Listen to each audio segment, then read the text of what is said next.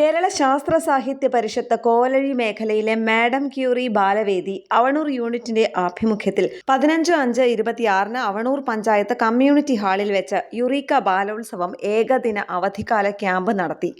രാവിലെ 9:30 കുട്ടികൾക്കുള്ള പരിഷത്ത് ഗാനത്തോടെ ക്യാമ്പ് തുടങ്ങി. യുദ്ധഭീകരതയും അതിന്റെ നിരർത്ഥകതയും യുദ്ധം ദൈനംദിന ജീവിതത്തെ ബാധിക്കുന്നതും മറ്റും മനസ്സിലാക്കുവാനും ഇളം മനസ്സിലേക്ക് ലോകസമാധാനത്തിന്റെയും മനുഷ്യാവകാശത്തിന്റെയും സന്ദേശങ്ങൾ കൈമാറുന്നതിനുമായാണ് ഈ ക്യാമ്പ് സംഘടിപ്പിച്ചത്.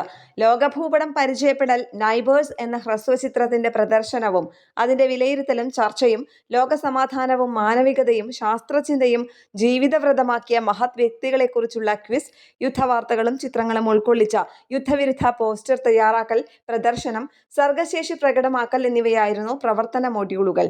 ബാലവേദിക്ക് പുതിയ ഭാരവാഹികളെ തിരഞ്ഞെടുത്തു. 35 കുട്ടികൾ പങ്കെടുത്തു.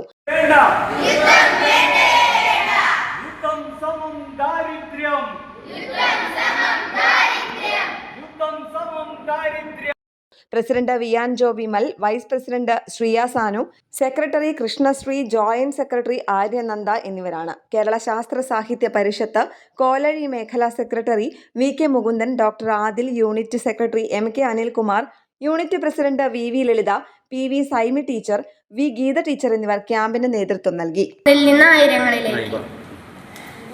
ഒന്നിൽ നിന്ന് ആയിരങ്ങളിലേക്ക്. സാധാരണ ഒരു ദിവസം പോലെ വീട്ടിൽ നിന്ന് പുറത്തേക്ക് വന്നു, ചായ കുടിച്ചു, ഒരു പത്രം വായിക്കുമ്പോൾ അവർ ഒരു ബീഡി വലിച്ചു. അവരത് ഇങ്ങനെ ഷെയർ ചെയ്തു, തീപ്പെട്ടി. അപ്പോൾ അതുകൊണ്ട് തന്നെ നീതി കിട്ടാൻ വേണ്ടിയിട്ടാണ് ഞങ്ങളുടെ ഗ്രൂപ്പിന് നീതി എന്ന പേര് തിരഞ്ഞെടുക്കുന്നത്. എൻ്റെ പേര് ഉജ്ജൻ എന്നാണ്, വീടോടെ അവണൂരാണ്. എൻ്റെ പേര് ശോഭൻ, ഞാൻ അവണൂർ. എൻ്റെ പേര് ധ്യാൻ, ഞാൻ അവണൂർ. ന്യൂസ് ഡെസ്ക് കേരള പ്രണാമം.